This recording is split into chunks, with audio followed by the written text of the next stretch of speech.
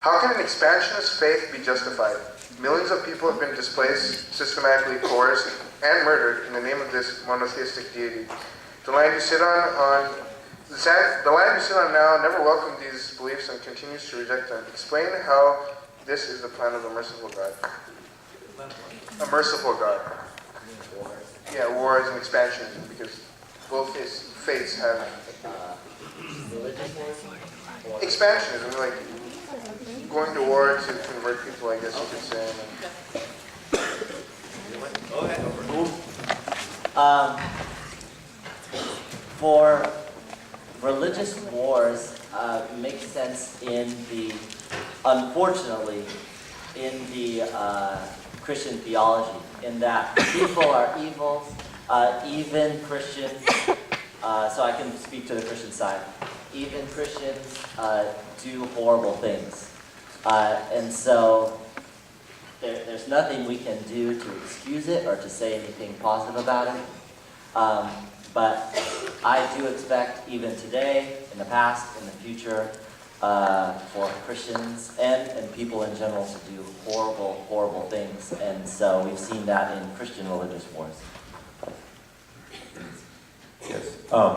We would say, as Muslims, that we believe Islam is the greatest refraction or reflection of truth, but Muslims are far from perfect.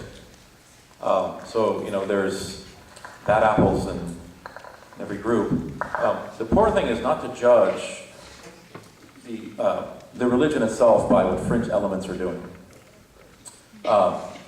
Jesus says, look at the fruits of the prophets. And of course you have, Pat Robertson, who's like, well, the fruits of Islam, what are they? OBL, I'm not going to say the name. OBL, right? Or, jihad, or this and that. Those are not the fruits. That's like somebody saying, the fruits of Christianity is Ted Haggard, Jimmy Swaggart, the Crusades, Adolf Hitler, Nazism, atheism. You can go on forever, right?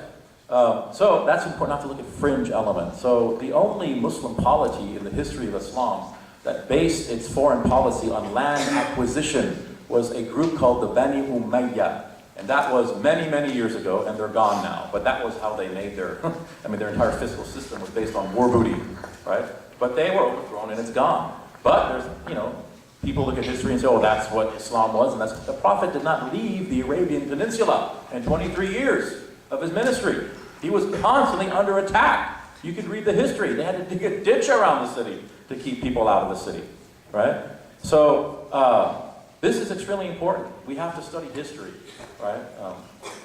People abuse things all the time in the name of religion, and this is the whole point of these new atheists, is they look at the worst elements in the religion and say, that's what the religion teaches. You look at the worst elements.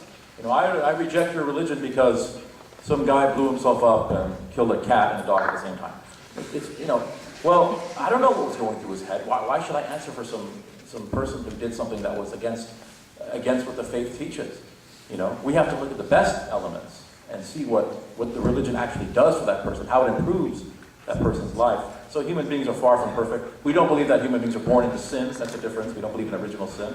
And the Protestants will say that man is so depraved that there's no hope for him at all, whereas the Catholics will say that, there's hope, there's intellect, and Thomas Aquinas talks about that.